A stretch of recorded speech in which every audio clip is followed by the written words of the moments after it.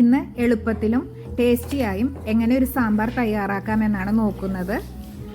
അപ്പോൾ നമുക്ക് വീഡിയോയിലേക്ക് കടക്കാം.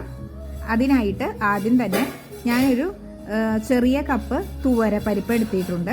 ഇത് നന്നായി കഴുകി വൃത്തിയാക്കിയ ശേഷം ഞാനിത് കുക്കറിലേക്ക് ചേർത്ത് കൊടുക്കുകയാണ്.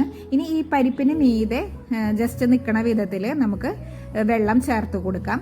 അതുപോലെ തന്നെ ഒരു 1/4 ടീസ്പൂൺ മഞ്ഞൾപ്പൊടിയും ചേർത്ത് കൊടുത്ത് കുക്കറിൽ നന്നായി വേവിച്ചെടുക്കാം. ഞാനിവിടെ ഒരു വിസിൽ ഫ്ലെയിം ഫുള്ളിൽ വെച്ചിട്ട് വരുത്തിയ ശേഷം ഫ്ലെയിം ലോയിൽ ഇട്ടിട്ട് ഒരു വിസിൽ കൂടി വരുത്തി. എൻ്റെ കയ്യിലുള്ള പരിപ്പ് അപ്പോഴേക്കും നന്നായി വെന്ത് വന്നിട്ടുണ്ട്. ഇത് നമ്മുടെ കയ്യിലുള്ള പരിപ്പിനനുസരിച്ച് വ്യത്യാസം വരും കേട്ടോ. ഇനി നമുക്ക് ഒരു നെല്ലിക്ക വലുപ്പത്തിലുള്ള പുളി ചൂടുവെള്ളത്തിൽ ഇട്ട് വെക്കാം. അതുപോലെ തന്നെ കായാണിത്. ഇത് ഞാൻ 2 ചെറിയ കഷ്ണം കായം ഇതേപോലെ തന്നെ ചൂടുവെള്ളത്തിൽ ഇട്ട് വെച്ചിട്ടുണ്ട്. കായപ്പൊടി ഇല്ലാത്ത കാരണമാണ് ഞാൻ അങ്ങനെ ചെയ്യണത്. കായപ്പൊടി ഉള്ളവർക്ക് ഇങ്ങനെ ചെയ്യേണ്ട ആവശ്യമില്ല.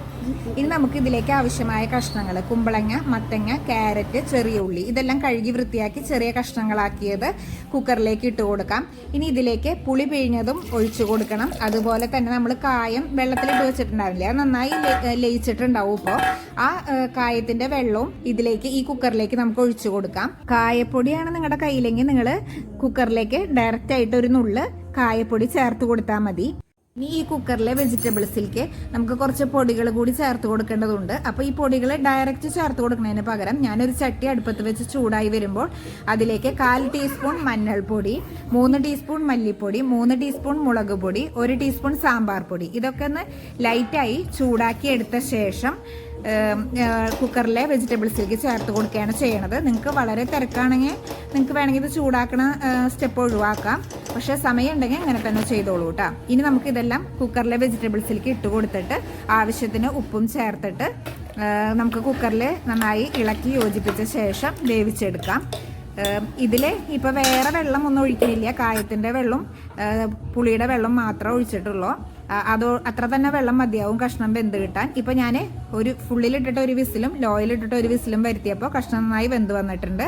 ഇനി നമുക്കിതിലേക്ക് വെണ്ടയ്ക്ക, മുരിങ്ങയ്ക്ക, തക്കാളി ഈ 3 കഷ്ണങ്ങളും ഇപ്പോഴാണ് ഞാനിതിലേക്ക് ചേർത്ത് കൊടുക്കുന്നത്. ഇനി ഇതിലേക്ക് വേറെ ഒന്നും ചേർത്ത് കൊടുക്കണ്ട. ഈ വെള്ളത്തിൽ തന്നെ നന്നായി ഒന്ന് മിക്സ് ചെയ്ത ശേഷം അടുപ്പത്ത് വെച്ച് ഒരു ഫുള്ളിലിട്ടിട്ട് ഒരു സ്റ്റീം വരുത്തുക.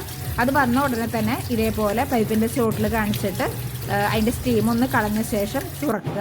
എന്നിട്ട് നമ്മുടെ വേവിച്ച പരിപ്പിലേക്ക് ഈ കഷ്ണങ്ങളെല്ലാം കൂടി നമുക്ക് ചേർത്ത് കൊടുക്കാവുന്നതാണ്. സ്റ്റീം പോയതിന് ശേഷം മാത്രം കുക്കർ തുറക്കാവൂ കേട്ടോ. തന്നത്തായിരുന്ന സ്റ്റീം പോവായിരുന്ന കഷ്ണങ്ങളൊക്കെ നന്നായിട്ട് വെന്തുടയും. അത് കാരണം തന്നെയാണ്, അതായത് ഈ വെണ്ടയ്ക്കൊക്കെ പെട്ടെന്ന് ഉടയും. അത് കാരണമാണ് ഞാനിങ്ങനെ സ്റ്റീം കളഞ്ഞതിന് ശേഷം തുറന്നത്. ഇനി നമുക്ക് ഇത് നന്നായി തിളച്ച ശേഷം സ്റ്റവ് ഓഫ് ചെയ്യാം. ഇനി ഒരു ചട്ടി അടുപ്പത്ത് വെച്ച് ചൂടായി വരുമ്പോൾ അതിലേക്ക് വെളിച്ചെണ്ണ ചേർത്ത് അത് ചൂടായി വരുമ്പോൾ അതിലേക്ക് കടുകിട്ട് അത് പൊട്ടി തുടങ്ങുമ്പോൾ 2 വറ്റൽമുളക് ചേർത്ത് കൊടുക്കുക. ഇനി കറിവേപ്പിലയും 5-6 ചുവന്നുള്ളിയും ചേർത്ത് നന്നായി ഒന്ന് ഇളക്കി കൊടുത്ത ശേഷം സാമ്പാറിലേക്ക് ചേർത്ത് കൊടുക്കാവുന്നതാണ്.